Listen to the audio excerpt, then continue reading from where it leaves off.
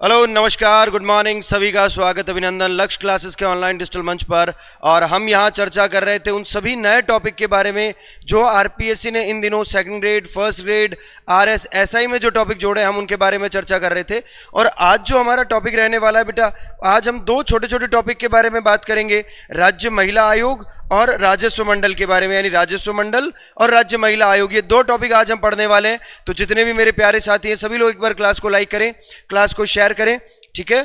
यहां पर हम सबसे पहले बात करेंगे, आज जो हमारा टॉपिक रहने वाला है वो हमारा टॉपिक रहेगा राजस्थान राजस्व मंडल। यानी आज जो हम जिस टॉपिक के बारे में चर्चा करने वाले हैं वो हमारा टॉपिक कौन सा रहेगा, तो राजस्व मंडल वाला टॉपिक हमारा रहेगा। देखिए यहां पर मैं राजस्व मंडल के बारे में बात करता हूं तो सबसे पहले तो आपको समझना है कि राजस्व मंडल की स्थापना आखिर हमने क्यों की। तो सबसे पहले आपको यह बात याद रखनी है कि राजस्व मंडल की स्थापना की हमने राजस्थान में जो भू राजस्व अधिनियम बनाया गया है ना, याद रखना, राजस्थान में भूमि राजस्व अधिनियम जो बनाया गया, भूमि राजस्व जो अधिनियम बनाया गया, ठीक है, याद रखना, ये जो भूमि राजस्व अधिनियम बनाया गया वर्ष 1956 का, इस 1956 के तहत राजस्व से संबंधित जितने मामले थे, किससे संबंधित, राजस्व को लेकर जितने भी मामले हैं उन सभी के संबंध में हमने क्या किया, कार्य करने के लिए, राजस्व वसूली के लिए हमने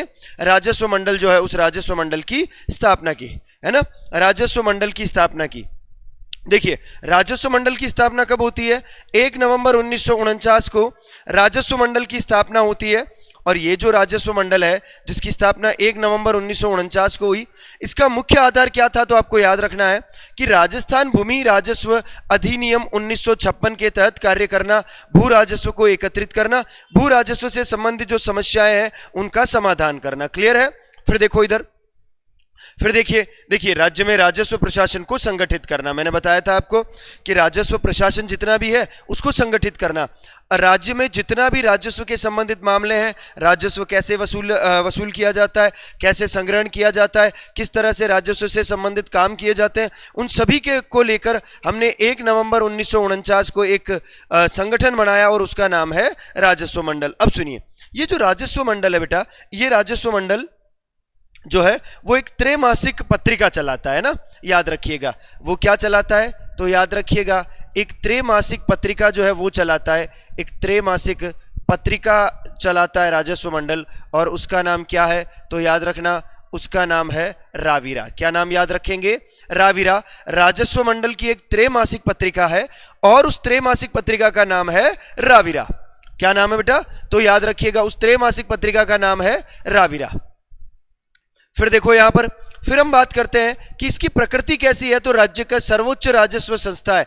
राजस्थान में सबसे बड़ा रेवेन्यू जो बोर्ड है वो कौन सा है, वो राजस्व मंडल है। सबसे बड़ा राजस्व की जो संस्था है वो कौन सी है, वो रेवेन्यू बोर्ड है। फिर देखो यह अर्ध न्यायिक है, क्वासी जुडिशियल निकाय है, यानी ये पूरी तरह से न्यायिक नहीं है, अर्ध न्यायिक है। इसके द्वारा दिए गए निर्णय जो है वो मान्य होते हैं, अगर कोई दिक्कत है तो आप चैलेंज कर सकते हैं। लेकिन सुनिए, आप इसको पूरी तरह से जुडिशियल नहीं कह सकते। क्या नहीं कहोगे, पूरी तरह से आप इसे जुडिशियल नहीं कहोगे, इसे आप कह सकते हो क्वासी जुडिशियल, यानी अर्ध न्यायिक प्रक्रिया।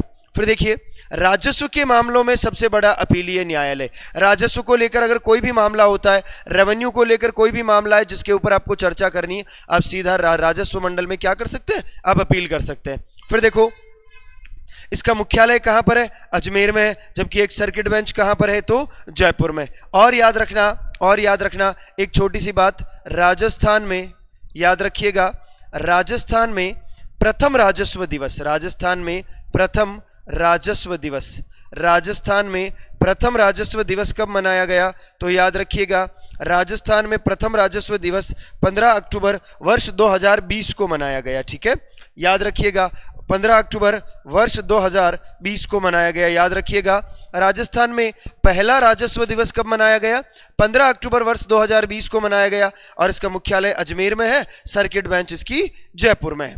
फिर देखिए संरचना के बारे में बात करनी है, कार्यों के बारे में बात करनी है। सुनो, संरचना में याद रखना, एक तो इसका अध्यक्ष होता है और बहुत सारे सदस्य होते हैं, अलग अलग डिपार्टमेंट में अलग अलग जो लोग होते हैं वो इसके मेंबर होते हैं, लेकिन अध्यक्ष तो फिर भी एक ही होगा। तो याद रखना इसकी संरचना के बारे में बात करेंगे तो एक तो आपको याद रखना बेटा अध्यक्ष होता है और कई सदस्य होते हैं। कई क्या होते हैं इसके, तो याद रखिएगा कई सदस्य होते हैं। ये प्रशासनिक और न्यायिक दोनों प्रकार के सदस्य शामिल होते हैं। जब भी हम रेवेन्यू बोर्ड के बारे में बात करते हैं तो इस रेवेन्यू बोर्ड में प्रशासनिक लोग जितने भी हैं वो भी शामिल हो जाएंगे और न्यायिक लोग जितने भी हैं वो भी शामिल हो जाएंगे। इसीलिए हम कहते हैं कि इसकी संरचना में बहुत सारे लोग शामिल हैं, न्यायिक लोग भी आ जाते हैं और प्रशासनिक लोग भी शामिल हैं। क्या काम करता है थोड़ा सा देखो, प्रशासन में इस संस्था का क्या स्थान है, आखिर ये किस लेवल पर जाकर के काम करता है, तो समझिए राज्य के राजस्व प्रशासन का सर्वोच्च स्तर है। यानी आप ये समझिए हम बात कर रहे हैं कि किसी एक क्षेत्र विशेष में, यानी मान लीजिए ये हमारा राज्य है और इस राज्य में हम रेवेन्यू को लेकर जितने भी मामले हैं, है ना, यानी राजस्व के संबंध में, किसके संबंध में, याद रखिएगा राजस्व के संबंध में जितने भी मामले हैं वो सारे मामले कौन देखता है, तो वो सारे मामले रेवेन्यू बोर्ड देखता है। फिर देखो अब ये रेवेन्यू बोर्ड जो है ये सबसे बड़ा सर्वोच्च संस्था है, राज्य की सबसे बड़ी क्या है, सर्वोच्च संस्था है। जिला स्तर के अधीन अधिकारियों की निगरानी करता है, यानी जिला स्तर पर जितने भी अधिकारी हैं, रेवेन्यू बोर्ड को लेकर जितने भी अधिकारी हैं उन सब की क्या करता है ये, तो उन सब की जांच करता है। क्लियर है। फिर देखो इधर सरकार और जिला प्रशासन के बीच कड़ी का काम करता है, एक लिंक है। आप एक तरफ तो बात कर लीजिए सरकार के, एक तरफ बात कर लीजिए जिला प्रशासन के, दोनों के बीच कड़ी का काम करता है। देखो मैंने कहा ना राज्य में राजस्व के संबंध में संस्था, तो एक तरफ तो मैंने लिख दिया है राज्य, ठीक है, और ये मैंने लिखा है जिला। इन दोनों के बीच यहां पर काम करता है क्या, तो याद रखना यहां पर काम करता है हमारा रेवेन्यू बोर्ड। क्लियर है ये वाली बात, तो याद रखिएगा यहां पर काम करता है हमारा रेवेन्यू बोर्ड। ठीक है, तो राजस्व मंडल को लेकर के आपको ये बात याद रखनी है कि काम क्या करता है, किस तरह से ये काम करता है। अब सुनिए, तो ये तो हमने एक बहुत बेसिक सिनेरियो के बारे में चर्चा कर ली कि भाई साहब क्या है और ये किस तरह से काम करता है। बहुत छोटा टॉपिक है, फैक्ट जो मैंने बताया वो एज इट इज आपको याद रखने हैं। देखो सबसे पहला कार्य है न्यायिक कार्य, जुडिशियल वर्क के बारे में बात करेंगे, अपील करने को लेकर यहां पर काम होगा। तो सुनिए, राजस्व के मामलों में अंतिम अपील सुनना, रेवेन्यू को लेकर अगर कोई दिक्कत है तो आप सीधा रेवेन्यू बोर्ड में अपील कर सकते हैं कि भाई साहब ये दिक्कत है हमारी, आप हमारी जो सुनवाई है वो करिए। फिर देखिए अपील कर सकता है, पुनरीक्षण कर सकता है, संदर्भ सुन सकता है, किसके संबंध में, तो राजस्व के संबंध में ये सभी कार्य जो है वो कर सकता है। सुनो मैंने क्या कहा, मैंने कहा वो अपील सुन सकता है, वो उनका पुनरीक्षण कर सकता है और वो संदर्भ सुन सकता है, यानी भूमि विवादों के समाधान से संबंधित मामलों का समाधान करना। कहने का मतलब है अगर किसी अधीनस्थ मामले ने, किसी अधीनस्थ कोर्ट ने कोई निर्णय दिया है और आपको इसके संबंध में अपील करनी है, क्या करनी है, अपील करनी, तो आप सीधा रेवेन्यू बोर्ड जा सकते हैं अगर वो मामला किसका हो, अगर वो मामला राजस्व का हो तो। क्लियर है, अगर वो मामला राजस्व का है तो आप कहां जा सकते हैं, रेवेन्यू बोर्ड जा सकते हैं। ठीक है, फिर देखो इधर आगे, ये हमने न्यायिक कार्य के बारे में बात किया। फिर प्रशासनिक कार्य सुनो, तो एडमिनिस्ट्रेटिव वर्क कौन कौन से होते हैं राजस्व इस मंडल के, तो सुनो, राजस्व अधिकारियों की निगरानी करना, जितने भी रेवेन्यू बोर्ड के ऑफिसर्स हैं उनकी निगरानी करना, राजस्व कानूनों की पालना सुनिश्चित करना, राजस्व के संबंध में जितने भी कानून बनाए गए, जैसे राजस्थान में भूमि अधिग्रहण भूमि सुधार अधिनियम 1956 बनाया गया। कौन सा बनाया गया बेटा, 1956 बनाया गया, यह हमारा अधिनियम है 1956। देखो इस 1956 के अधिनियम को प्रभावी बनाना इस राजस्व मंडल का मुख्य उद्देश्य था। क्या था, इस अधिनियम को प्रभावी बनाना। अब सुनो इधर, ठीक है, फिर देखो राजस्व कानूनों की पालना सुनिश्चित करना, ठीक है, प्रशासन में अनुशासन बनाए रखना, रेवेन्यू को लेकर जितने भी मामले हैं, एडमिनिस्ट्रेटिव स्ट्रक्चर जितना भी है उनको लेकर के क्या करना, प्रशासन में अनुशासन बनाए रखना। ठीक है, फिर देखो इधर भूमि व अभिलेख का कार्य। अब देखो ये सीधी सी बात है, ये रेवेन्यू बोर्ड है और इसका मुख्य काम क्या है, राजस्व वसूल करना। और आप लोग जानते हैं राजस्व मुख्यतया कहां से वसूला जाता है, भूमि से। तो भूमि को लेकर जितना भी काम है, लैंड को लेकर जितना भी काम है, वो सारा काम रेवेन्यू बोर्ड करेगा। जैसे भूमि का रिकॉर्ड रखना, भाई साहब किसके पास कितनी भूमि है, किससे कितना रेवेन्यू लेना है, स्वामित्व का रिकॉर्ड रखना, भूमि का मालिक कौन है, और भूमि का सर्वे करना, वो सेटलमेंट की देखरेख करना। भूमि का सर्वे करते हैं ना, आप लोगों ने देखा होगा बहुत सारी जगह कि रेवेन्यू बोर्ड के लोग आते हैं, भूमि का सर्वे करते हैं, सर्वे करने के बाद वो प्रॉपर उसकी रिपोर्ट तैयार करते हैं, और रिपोर्ट तैयार करने के बाद वो ये देखते हैं किससे कितना लगान लेना है और किससे कितना लगान वसूल करना है। ठीक है, याद रखना। तो भूमि अभिलेख क्या कार्य है और प्रशासनिक कार्य है। फिर देखो इधर अगला सलाहकारी कार्य। कैसे कार्य है? सलाहकारी कार्य। सुनिए, सलाहकारी कार्यों के बारे में बात कर रहे हैं, तो सलाहकारी कार्य का मतलब क्या है? तो यहां पर आपको ध्यान देना है, ये राज्य सरकार को सलाह देते हैं किसके बारे में? तो याद रखना राजस्व के मामलों में। किसके मामलों में? तो याद रखना राजस्व के मामलों में क्या देते हैं? तो याद रखना राजस्व के मामलों में सलाह देते हैं। ठीक है, रेवेन्यू को लेकर ये क्या करेंगे? ये सलाह देंगे। फिर देखो अधीनस्थ न्यायालयों पर नियंत्रण रखेंगे, लेकिन अधीनस्थ न्यायालयों पर नियंत्रण तो रखा जाता है, लेकिन वो भी किसके मामले में? वो भी मामले कैसे होने चाहिए? तो राजस्व के मामले होने चाहिए। केवल रेवेन्यू को लेकर ये क्या करता है? ये इनके ऊपर निगरानी रखता है, ये नियंत्रण रखता है। फिर देखो शक्तियां, क्या क्या पावर है रेवेन्यू बोर्ड के पास? अपील सुन सकता है, पुनरीक्षण यानी रिव्यू कर सकता है, और संदर्भ शक्ति कानूनी प्रश्नों का समाधान कर सकता है। अब इन शॉर्ट अगर मैं बात करूं यहां पर किसके बारे में? रेवेन्यू बोर्ड के बारे में, तो आपको क्या ध्यान रखना है रेवेन्यू बोर्ड के बारे में? तो सबसे पहले तो आपको ध्यान रखना है भाई साहब, इसका गठन होता है 1 नवंबर वर्ष 1949 को। ठीक है, याद रख लेना याद रख लेना एक अधिनियम है, उसको कानूनी रूप प्रदान करने के लिए, ठीक है ना, वो इसका कानूनी आधार है 1956, उसके तहत गठन किया गया। फिर याद रखना इसकी एक त्रैमासिक पत्रिका है जिसका नाम है क्या? राविरा, और इसके द्वारा एक राजस्व दिवस मनाया गया। पहला राजस्व दिवस कब स्टार्ट हुआ? 15 अक्टूबर वर्ष 2020 को स्टार्ट हुआ। मोटे मोटे तौर पर ये 4 बातें याद रखना। फिर हमने बात किया किसके बारे में? इनके कार्यों के बारे में। तो कार्यों में मैंने क्या बताया बेटा आपको? एक इनका न्यायिक कार्य है। क्या है? एक इनका न्यायिक कार्य है, एक इनका प्रशासनिक कार्य है। एक इनका कैसा कार्य है? प्रशासनिक कार्य है। एक इनका कैसा कार्य है? अपील सुनने का कार्य है। ठीक है, और एक इनका कैसा कार्य है? तो अन्य कार्य है। मोटे तौर पर जब हम बात करेंगे तो मोटे तौर पर हम इसे कुछ इस तरह से देख सकते हैं, पानी का बोतल है ना। मोटे तौर पर जब हम बात करेंगे तब हम इसे इस तरह से देख सकते हैं, बहुत व्यवस्थित तरीके से।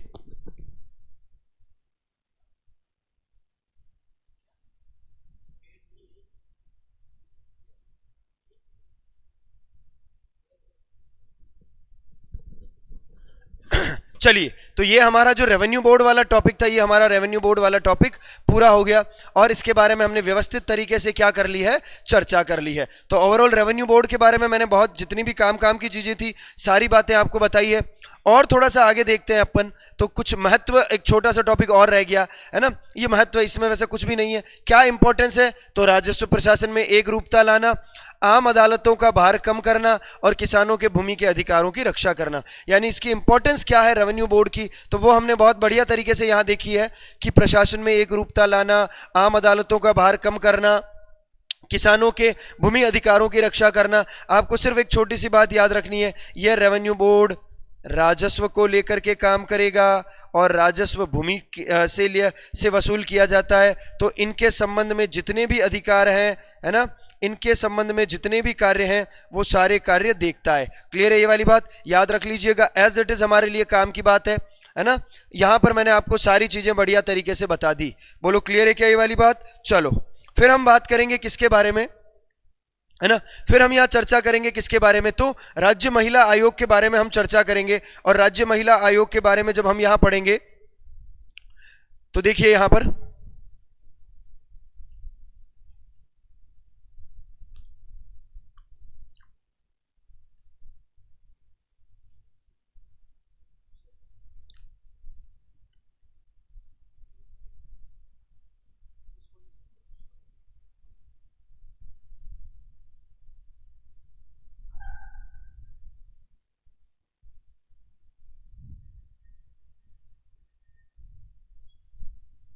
चलिए, अब जो हमारा टॉपिक है जिसके बारे में हम चर्चा करेंगे वो हमारा टॉपिक रहेगा राज्य महिला आयोग, है ना। चलिए, राज्य महिला आयोग, ठीक है।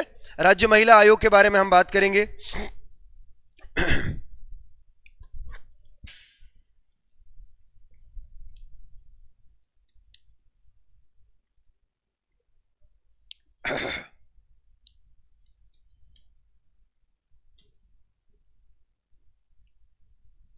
चलिए, अब हम यहां चर्चा करेंगे बेटा किसके बारे में? तो राज्य महिला आयोग के बारे में। देखो राज्य महिला आयोग के बारे में हम पढ़ेंगे। अब सबसे पहले तो आपको ये ध्यान रखना है कि राज्य महिला आयोग के बारे में, कि राज्य महिला आयोग के संबंध में हमने एक अधिनियम बनाया। राजस्थान राज्य महिला आयोग के संबंध में हमने एक अधिनियम बनाया बेटा, वो याद रखना। राजस्थान राज्य महिला आयोग, राजस्थान राज्य महिला आयोग अधिनियम, है ना, याद रखना।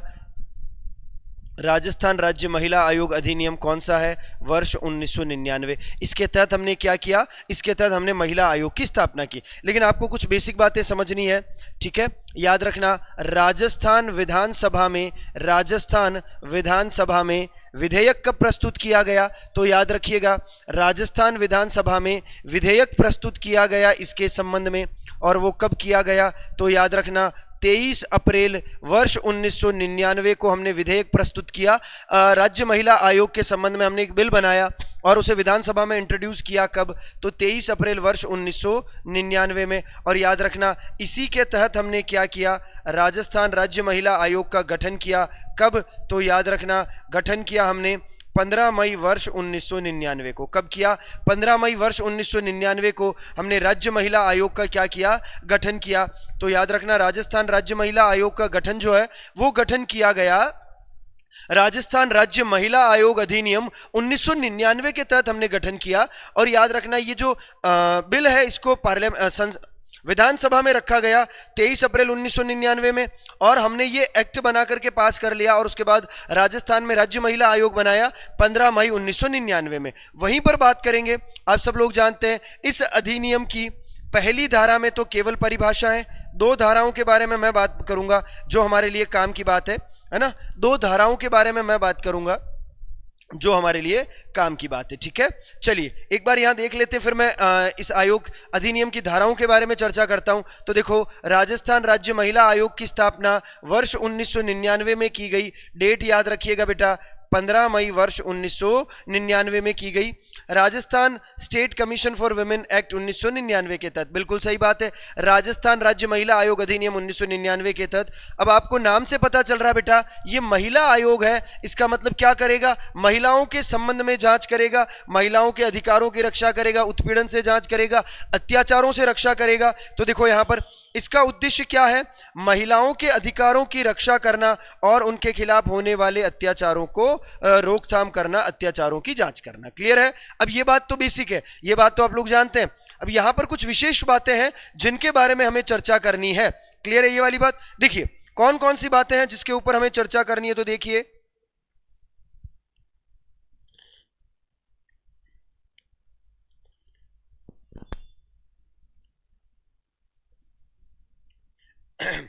चलिए सबसे पहले मैं यहां चर्चा करता हूं किसके बारे में? तो राजस्थान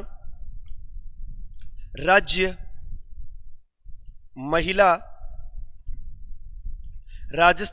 महिला आयोग अधिनियम, है ना, राजस्थान राज्य महिला आयोग अधिनियम। और यह अधिनियम कब का है? वर्ष 1999 का है, ठीक है। फिर सुनो, ये जो अधिनियम है ना बेटा, इस अधिनियम में कुछ धाराएं हैं, ठीक है। अधिनियम में कुछ धाराएं, 2 धाराओं के बारे में याद रखना। सबसे पहले तो आपको पहली धारा याद रखना है और फिर याद रखना है आपको धारा 2। धारा 1 के बारे में बात करूं तो धारा 1 में बताया गया है क्या? संक्षिप्त परिचय, यानी इस एक्ट का संक्षिप्त नाम। क्या बताया गया है? संक्षिप्त नाम। और वहीं पर धारा 2 के बारे में बात करता हूं तो धारा 2 में बताई गई है परिभाषाएं। क्या बताई गई बेटा? तो धारा 2 में बताई गई है परिभाषाएं, ठीक है। धारा 2 में हमने बात करी है परिभाषाओं के बारे में। अब परिभाषाएं कौन कौन सी है, किस किस की परिभाषाएं? तो आपको याद रखना है यहां पर आपको याद रखना है, एक यहां पर परिभाषा है अध्यक्ष के बारे में, एक आपको यहां पर परिभाषा याद रखनी है आयोग के बारे में। क्लियर है? एक आपको परिभाषा याद रखनी है सदस्य के बारे में, और एक आपको परिभाषा याद रखनी है अनुचित व्यवहार के बारे में, ठीक है। अनुचित व्यवहार याद रखिएगा। कभी कभार परीक्षा में पूछ लिया जाता है किसकी परिभाषा का उल्लेख है और किसकी परिभाषा का उल्लेख नहीं है, तो आपको थोड़ा सा बढ़िया तरीके से क्या करना है, याद रखना है। ये सारी परिभाषाएं दे रखी बेटा कहां पर? तो याद रखिएगा धारा 2 में। कभी कभार ऐसी परिभाषा पूछ ली जाती है।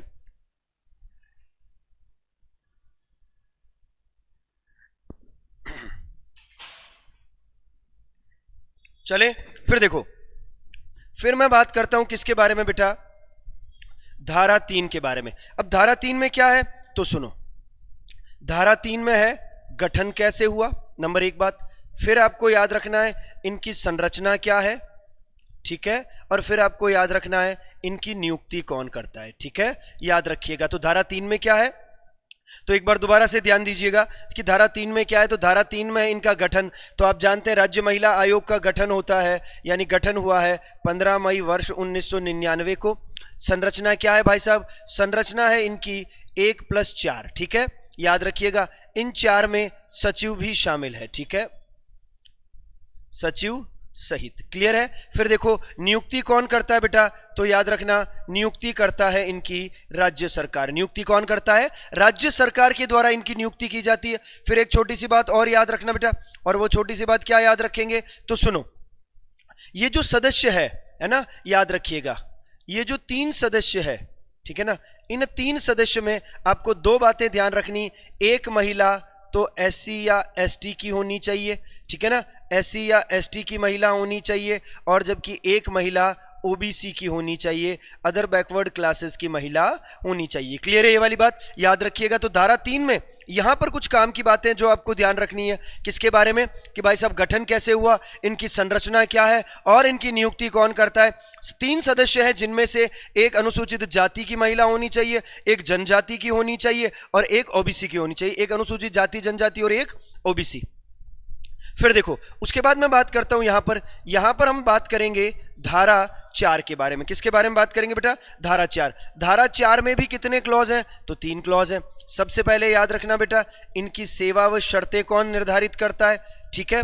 फिर याद रखना इनका कार्यकाल कितना है, और फिर याद रखना ये अपना त्यागपत्र जो है वो किसको देते हैं। तो सुनो यहां पर, ठीक है, सेवा शर्तों के बारे में तो याद रखना राज्य सरकार के द्वारा निर्धारित, किसके द्वारा, राज्य सरकार के द्वारा सेवा शर्तें तय की जाती है।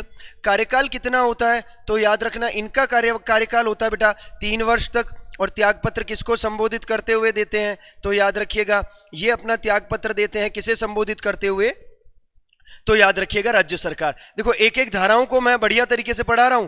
धारा 1 हमने देखी, धारा 2 हमने देखी, धारा 3 के बारे में भी हमने बहुत बढ़िया तरीके से चर्चा करी है कि किस किस तरीके से चीजें हैं जो आपको ध्यान रखना है।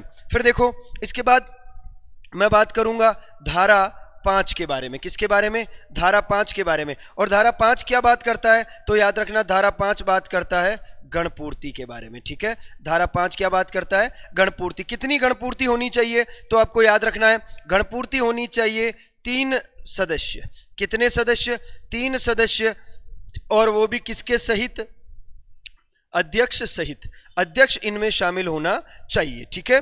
फिर आपको याद रखना है इसके बाद मैं बात करता हूं किसके बारे में, तो धारा 6 के बारे में। और धारा 6 क्या बात करता है, तो याद रखिएगा धारा 6 बात करता है बैठकों के बारे में। राज्य महिला आयोग की जो बैठकें हैं ना, बैठकों के बारे में, कि भाई साहब एक तरफ तो हमने चर्चा कर ली है कि भाई साहब इनकी गणपूर्ति कितनी होती है, संरचना क्या है, इनकी बैठकों के बारे में और क्या क्या बातें हैं, है ना, ये सारी चीजों के ऊपर मैं चर्चा कर चुका हूं। लेकिन इनकी बैठकें आपको याद रखना है 2 माह में 1 बार। कितनी है, 2 माह में 1 बार। इसका मतलब है वर्ष में 6, वर्ष में कितनी, 6 बैठकें हैं जो आपको क्या करना है बेटा, याद रखना है। चले आगे, फिर मैं बात करता हूं किसके बारे में, तो धारा 8 के बारे में।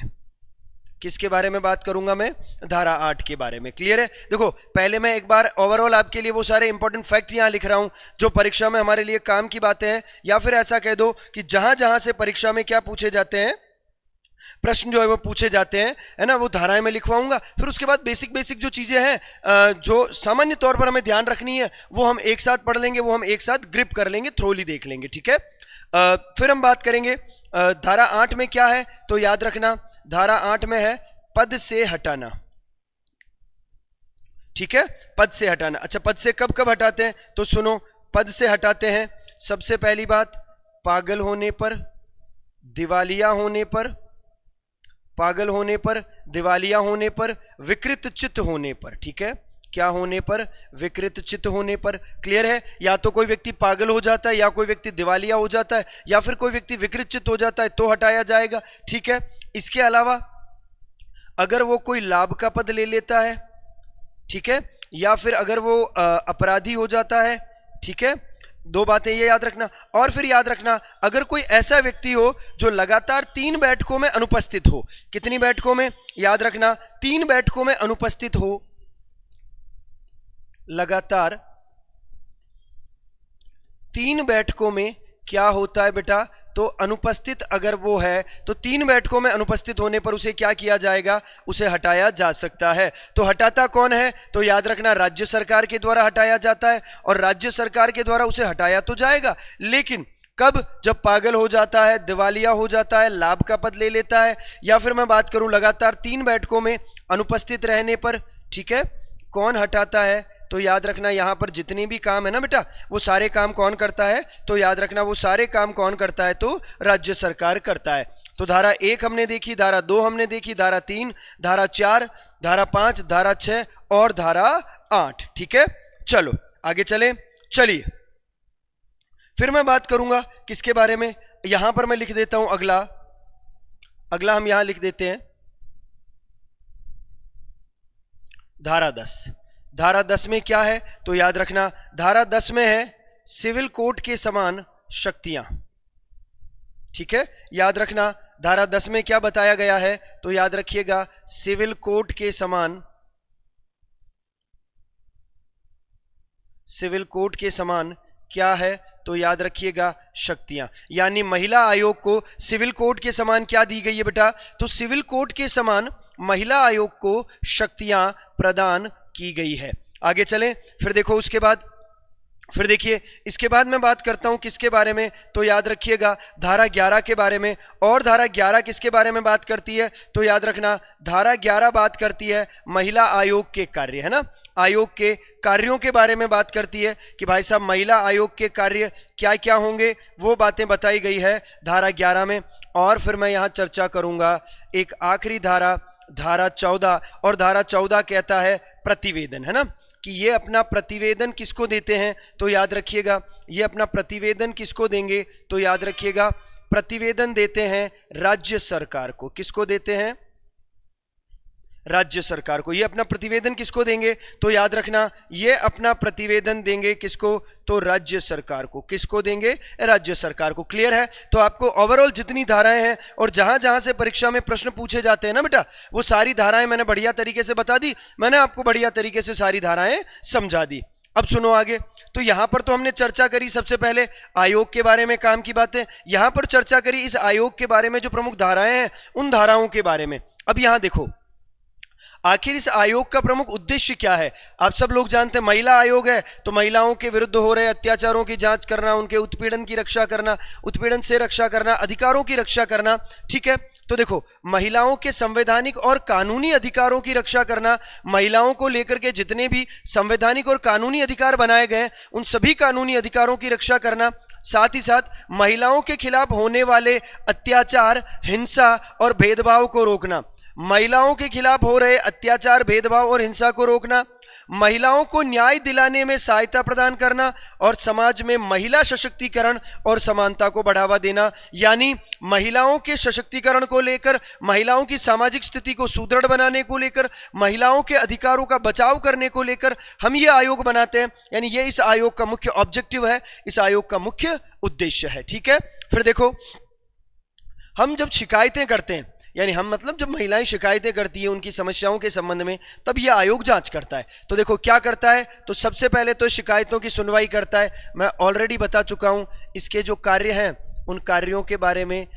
धारा कौन सी काम करती है? तो धारा 11 है, ठीक है, याद रखिएगा। महिलाओं से जुड़ी हुई शिकायतें, घरेलू हिंसा, दहेज, उत्पीड़न आदि के मामले सुनना, महिलाओं के हो रहे जो उत्पीड़न है उसकी जांच करता है, संबंधित विभागों पुलिस को कार्रवाई के निर्देश देता है, महिलाओं के संबंध में जो संबंधित पुलिस है उनको कार्रवाई करने, उनको जांच करने के निर्देश देता है, ठीक है।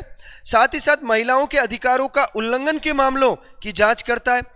अगर महिलाओं के अधिकारों का हनन हो रहा है, महिलाओं के अधिकारों का उल्लंघन हो रहा है, तो ये उसकी क्या करेगा बेटा? जांच करेगा। सरकार को सुधार के लिए सुझाव देता है। देखिए अगर महिलाओं से संबंधित कोई कानून बने हुए हैं ना, याद रखिएगा, आप ऐसा समझो कि महिलाओं से संबंधित अगर कोई कानून बना हुआ है, महिलाओं को लेकर के अगर कोई कानून बना हुआ है, तो आपको याद रखना है कि महिलाओं से संबंधित जो ये कानून बना हुआ है, इस कानून की क्या करता है, अगर ये कानून का कोई उल्लंघन करता है तो, या फिर इस कानून में कोई खामियां है, तो समय समय पर वो क्या करेगा, तो समय समय पर इसकी समीक्षा करता है और राज्य सरकार को सुझाव देता है। किसको सुझाव देता है, तो याद रखना राज्य सरकार को सुझाव देता है। राज्य सरकार को क्या देता है, सुझाव देता है। क्लियर है। फिर देखो, तो शिकायतों की सुनवाई करता है, सरकार जांच और अनुशंसा के संबंध में कार्य करता है। फिर देखो इसके बाद अगर मैं बात करूं तो याद रखना कानूनी सहायता और परामर्श के संबंध में, तो देखो पीड़ित महिलाओं को कानूनी सलाह देता है, पीड़ित महिलाएं जितनी भी है उनको कानूनी सलाह देता है, नंबर एक बात, और जरूरत पड़ने पर केस में सहायता करता है। पीड़ित महिलाओं को कानूनी सलाह देने का कार्य भी यह आयोग करता है और जरूरत पड़ने पर यह आयोग उनकी सहायता भी करता है। महिलाओं के अधिकारों पर सेमिनार आयोजित करवाता है, कार्यशालाएं आयोजित करवाता है, कैंप आयोजित करवाता है, जगह जगह जाकर सेमिनार करवाता है, महिलाओं में जागरूकता उत्पन्न करता है, महिलाओं को उनके अधिकारों के बारे में जानकारी देता है, महिलाओं को उनके अधिकारों के बारे में जागरूकता प्रदान करता है। ठीक है। और याद रखना सरकार को महिलाओं से संबंधित नीतियां बनाने में सुझाव देता है। सरकार को यह बताता है कि भाई साहब इस कानून में यह खामी है, आप इसकी समीक्षा करें, आप इसकी जांच करें और नया कानून बनाएं। तो यह महिला आयोग क्या करता है, महिलाओं से संबंधित जो काम है उसके संबंध में सलाह देता है। फिर देखो संरचना, हालांकि मैं ऑलरेडी आपको बता चुका हूं संरचना जो है, संरचना का उल्लेख कौन सी धारा में है बेटा, तो धारा 3 में है। ठीक है। आयोग में आमतौर पर निम्न पद होते हैं, एक अध्यक्ष होता है। याद रखना अध्यक्ष किसको बनाया जाएगा, जो महिलाओं के संबंध में,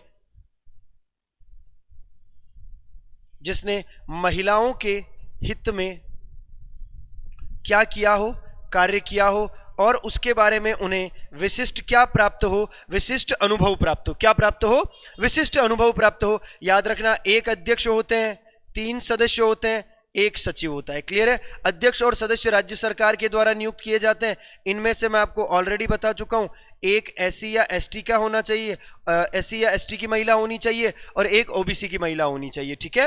नियुक्ति राज्य सरकार करती है, मैं ऑलरेडी इसके ऊपर चर्चा कर ही चुका हूं।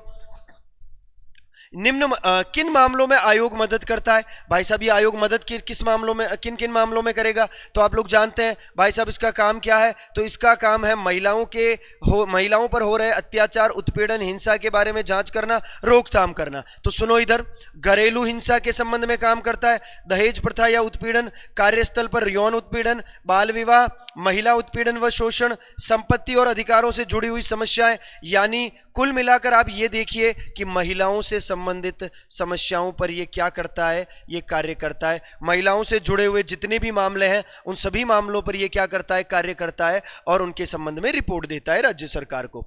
फिर देखो क्या क्या शक्तियां हैं, मैंने बताया था आपको धारा 10 में इसके शक्तियां जो है वो बताई गई है। तो देखो यहां पर जब हम बात करते हैं किसके बारे में,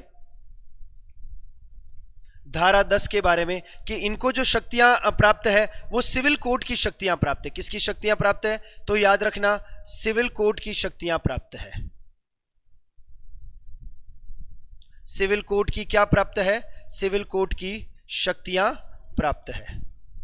ठीक है। सिविल कोड की क्या प्राप्त है, शक्तियां प्राप्त है। राज्य महिला आयोग के पास कुछ अर्धन्यायिक शक्तियां होती है ना, कुछ अर्धन्यायिक शक्तियां होती है, जैसे गवाहों को बुलाना, ठीक है, गवाहों को बुलाना, बयान लेना, दस्तावेज मंगाना, जांच करना। याद रखना तो राज्य महिला आयोग के पास खूब सारी शक्तियां होती है, जैसे गवाहों को बुलाना, दस्तावेज मंगाना, जांच करना, अधिकारियों को निर्देश देना, और ये सिविल कोड की शक्तियां हैं। क्लियर है ये वाली बात। तो ये धारा 10 में बताई गई है आयोग के पास क्या कौन कौन सी शक्तियां होगी, आयोग क्या क्या काम कर सकता है, उसके बारे में यहां पर चीजें व्यवस्थित बताई गई है। प्रमुख गतिविधियों के बारे में बात करेंगे तो देखो क्या काम करता है ये, तो महिला हेल्पलाइन और सहायता केंद्र चलाता है। महिलाओं से संबंधित हेल्पलाइन कह दीजिए, महिलाओं से संबंधित सहायता जो केंद्र है वो कह दीजिए, वो चलाता है कौन, आयोग। पुलिस और प्रशासन के साथ समन्वय स्थापित करना है ना।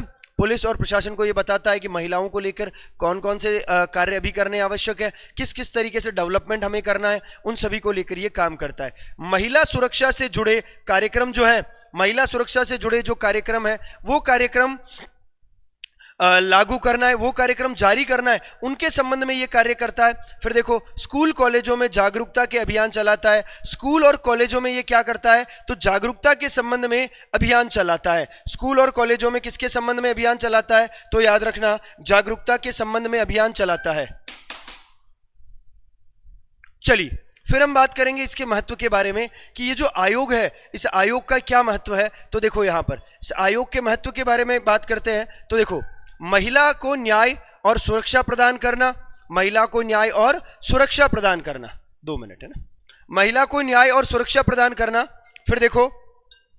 फिर देखिए समाज में लैंगिक समानता को बढ़ावा देना। किसको बढ़ावा देना, तो समाज में लैंगिक समानता को बढ़ावा देना। और जब हम यहां बात करते हैं लैंगिक समानता का मतलब है जेंडर इक्वालिटी, स्त्री और पुरुष दोनों को एक समान दर्जा देना। और उसके संबंध में यह आयोग जो है वो आयोग समय समय पर कार्य करता है, समय समय पर उनकी जांच और समीक्षा करता है। महिलाओं के खिलाफ अपराधों को कम करने में मदद करता है। ठीक है, महिलाओं के खिलाफ जो बहुत ज्यादा अपराध हो रहे हैं उनको कम करने को लेकर ये काम करता है, ये सलाह देता है, ये सुझाव देता है उनके संबंध में, और उसके अनुसार सरकार काम करती है। क्लियर है। तो यहां पर हमने 2 आयोग बहुत बढ़िया तरीके से चर्चा कर ली है। एक हमने पढ़ा है राजस्व मंडल और एक हमने पढ़ा है राज्य महिला आयोग। तो उम्मीद करता हूं ये दोनों आयोग हमारे लिए बहुत बढ़िया और बहुत अच्छे कारगर रहेंगे। इंपॉर्टेंट डेटा जो भी था उसके बारे में हमने बढ़िया चर्चा करी है। और यहां पर लक्ष्य क्लासेस की तरफ से कुछ PYQ सीरीज आप लोगों के लिए निकाली गई है, जिसमें Rajasthan geography, Rajasthan history, Rajasthan culture, ये राजस्थान पॉलिटी, और उसके बाद बात करेंगे तो अपन क्या हिंदी व्याकरण, और हिंदी व्याकरण के साथ साथ रीजनिंग की जो किताब है, ये सारी किताबें आप लोगों को मिलेगी अक्षांश पब्लिकेशन की तरफ से, यानी लक्ष्य क्लासेस के एप्लीकेशन से आप डाउनलोड कर सकते हैं। डाउनलोड करके वहां से परचेज कर सकते हैं, या फिर आप इन्हें अपने नजदीकी बुक स्टोर से मंगा सकते हैं, और ये आप लोगों के लिए बहुत ज्यादा फ्रूटफुल रहेगी। और अभी अगर आप इसे 22 तारीख तक परचेज करते हैं तो आप लोगों को 20% तक का ऑफ मिलेगा, और आप लोगों को कूपन कोड यूज करना है AP20। कौन सा, AP20 का जो कूपन कोड है आपको वो यूज करना है। क्लियर है। और आशा करता हूं ये सेशन आप लोगों के लिए बहुत बढ़िया रहा होगा, और इसी उम्मीद और इसी जोश के साथ आज के इस सेशन को विराम देते हैं। मिलेंगे फिर किसी नए सेशन के साथ, तब तक के लिए थैंक यू वेरी मच। जय हिंद, जय भारत।